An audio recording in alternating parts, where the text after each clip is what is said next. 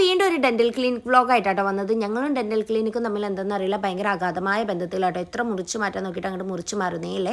ഈ പ്രാവശ്യം വെല്ലുമുഖ കേട്ടോ കാണിക്കാനുള്ളത്. അങ്ങനെ എന്നത്തെയും പോലെ ഓട്ടോ ഒക്കെ പിടിച്ച് നേരെ ഹോസ്പിറ്റലിലേക്ക് എത്തി. അങ്ങനെ ഇവിടെ എത്തിയപ്പോൾ ഡോക്ടറിലായിരുന്നു കേട്ടോ.